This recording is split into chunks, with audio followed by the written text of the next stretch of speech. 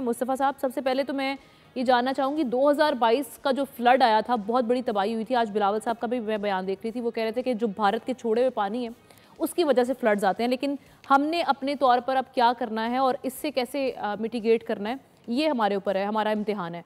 इस वक्त Sindh government ready है, जो अभी जो सारा सैलाब का रुख जो है वो सिंध की जानिब होगा और यहाँ पर ज़्यादा बड़े पैमाने पर नुकसान का खदशा है, गॉड फॉरबिड, तो यहाँ पर क्या तैयारी है मजमूई तौर पर? ये जो कंट्रोल रूम हमने तश्कील दिया है, ये वक़्त से पहले जो हमने इसको जो है मॉनिटरिंग रूम एक बनाया है, जहाँ पे तमाम रेलेवेंट डिपार्टमेंट्स को हमने साथ मिला के जो हम एक काम करा रहे हैं, जिसमें फ्लड रिलेटेड जो इमरजेंसी सिचुएशन है, उसको भी देखा जा रहा है और पल-पल की इन्फॉर्मेशन हमें जो है उससे मौसूल भी हो रही है और हम वही देर एंड देन उसको सॉर्ट आउट भी कर रहे हैं। ओके। हमारे जितने भी हेल्थ कैंप्स हैं, उनको जो है वो पहले से ही डिप्लॉय कर दिया गया है।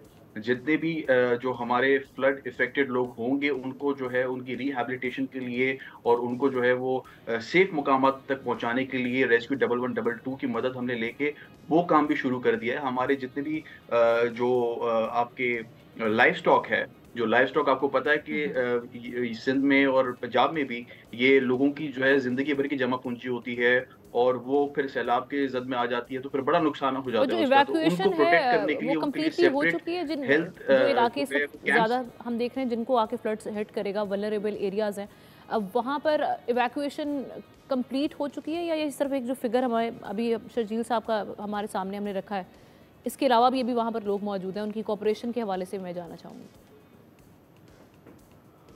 जी, ये फ़िगर आपके पास जो मौजूद है बिल्कुल दुरुस्त है और ये एवरी डे बढ़ती जा रही है क्योंकि ज़ाहिर है हमें अंदाज़ा है, ख़दशा है कि सुपर फ्लड की तैयारी हम कर रहे हैं एक्चुअली। सुपर फ्लड में 9 लाख क्यूसेक से ज़्यादा पानी आ सकता है, जिस पे ज़ाहिर है कच्चे के इलाके भी इफ़ेक्ट हो सकते हैं। तो उसकी तैयारी तो हम मुकम्मल कर रहे हैं, हम तो उसको ऐसे छोड़ नहीं सकते। लेकिन हमारी तैयारी मुकम्मल है और ये मैं समझता हूँ दीगर सूबों के लिए भी इंशाअल्लाह जो हम काम कर रहे हैं इस दफ़ा, ये एक रोल मॉडल होगा कि आप अपने कोई भी ऐसे डिज़ास्टर से पहले वक़्त से पहले अगर एक इस तरह का एक इंटीग्रेटेड सिस्टम मैकेनिज़्म लेके आ जाएँ, then we can save a lot of lives.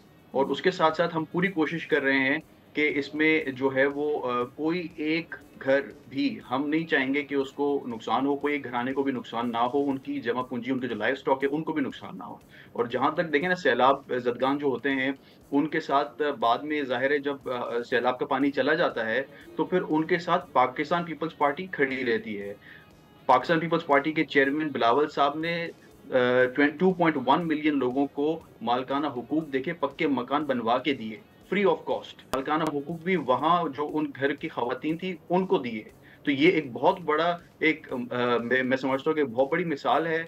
लोग बातें करते हैं, दावे करते हैं, लेकिन बिलावल साहब ने वो करके दिखाया। अच्छा, ये तो तो उसके आज बाद की बिलावल साहब बात पंजाब बात में होगी। गए अभी हैं, जो पंजाब इनिशियली के भी हम ज़ाहिर है देख जो रहे हैं पंजाब में बहुत ज़्यादा एक कंसर्न पाया जाता है कि विफाक और पंजाब, खास तौर पे पंजाब हुकूमत के हवाले से कि जी जितना दिखाया जा रहा है ग्राउंड रियलिटी डिफरेंट है, ख़ास तौर पे जो रिलीफ कैंप्स हैं उसके बड़े हालात मखदूश भी हैं।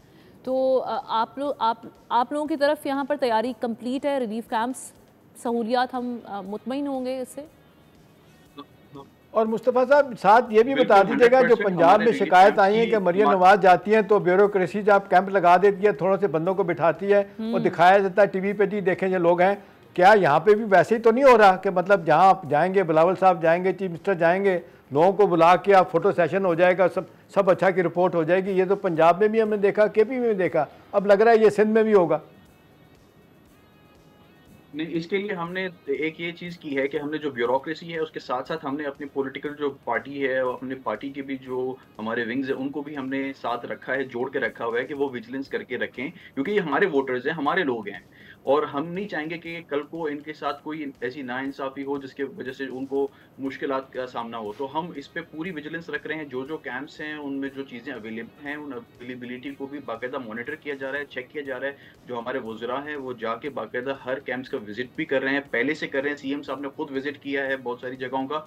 तो हम इस पे पुरुम्मीद हैं और इंशाअल्लाह हम इससे बाहर निकलेंगे और हमारी हमदर्दी पंजाब के लोगों के साथ भी है, हमारी हमदर्दी केपी के लोगों के साथ भी है। Sindh was the first province जिसने केपीके को रिलीफ अच्छा, फंड्स केपी की और तरफ से रिलीफ अभी एक गुड्स पहुँचाए। हम देख रहे थे तो बैरिस्टर गौहर साहब की हम पीटीआई की जानिब से एक कंसर्न एनडीएमए के ऊपर एक क्वेश्चन रेज किया जा रहा है और वहाँ से कहा जा रहा है कि बड़ा अनजस्ट है उनके साथ किया गया, केपी के साथ वो तैयारियां जो मेजर्स लेने चाहिए थे वो नहीं किए गए। आप लोग एनडीएमए की कारकर्दगी से मुतमईन हैं?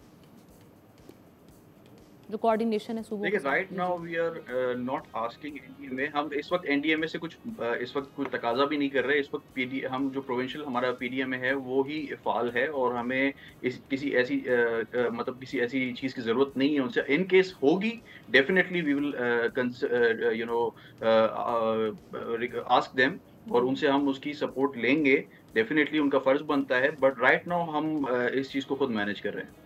बिल्कुल ठीक। एहतशाम साहब, आमना देखिए इसमें जो बड़ा इशू सामने आया है ना, आमना वो सामने बड़ा इशू आया। देखिए केपी की गवर्नमेंट की जो जिम्मेदारियां थी ना वो कहा जाता है उनसे पूरी नहीं हो सकी। नतीजतन ब्लेम गेम जिसको कहते हैं एनडीएमए जो है ना इस वक्त लग रहा है उनको कि जी इन पे सारी जिम्मेदारी डाल दी जाए। मेरा ख्याल है ये सूबाई हुकूमतों का जो काम है वो नहीं हो रहा। दूसरा हमने सबसे बड़ा मसला जो है ना अभी कहा जा रहा है कि अभी हमारा वाटर सेक्टर जो है ना जिस तरह तबाही इसकी हुई है, अब इस पे इन्वेस्ट करने की ज़रूरत है। इसका इंफ्रास्ट्रक्चर इतना पुराना है, डिके कर रहा है, एजिंग हो रही है उसकी। अब देखें जितने डैम्स हैं, आपके बैराजेस हैं, मरी कैनाल्स हैं, वो पुराना सिस्टम चला हुआ है। अब वक्त आ गया कि जितने वल्नरेबिलिटीज़ इनकी हैं उनको दूर करने की ज़रूरत है और वंस एंड फॉर ऑल इसमें हुकूमत को चाहिए पैसा लगाए। और ये प्रोजेक्ट हैं जिस पे मेरा ख्याल है बाहर की दुनिया आ सकती है, वो फिज़िकली जाके वहाँ देख सकते हैं कि इनकी क्या हालत है और उनको पता है कि पाकिस्तान एक ज़री मुल्क है और पाकिस्तान की आधी से ज़्यादा आबादी जो है ना उनका भरोसा फसलों पर और पानी पे और ज़राअत पे है। तो मेरा ख्याल है यहाँ से फंडिंग लेना आसान होगा। जी बिल्कुल ठीक। मुस्तफ़ा साहब, एक और चीज़, एक बहस है कालाबाग डैम के हवाले से जिस पे केपी और सिंध के ख़ास तौर पे कंसर्न्स रहे हैं माजी में। अब केपी ने तो आगे बढ़कर कहा है कि बिस्मिल्लाह करें, तमाम पार्टीज इस पर बात करें, जो जो कंसर्न्स हैं उनको दूर करके इस जाने बढ़ा जाए, सूबाइयत से निकल के हम कौमियत के लिए एक कौम के बारे में सोचें, जो चैलेंजेस है उसको दूर करें। तो इस पर मैं ज़रा सिंध गवर्नमेंट का टेक चाहूँगी कि कालाबाग डैम आप समझते हैं कि ये जो फ्लड्स वाली जो सिचुएशन है इसके आगे कोई बंद बांध सकेगा और इस पर सिंध हुकूमत की क्या राय है?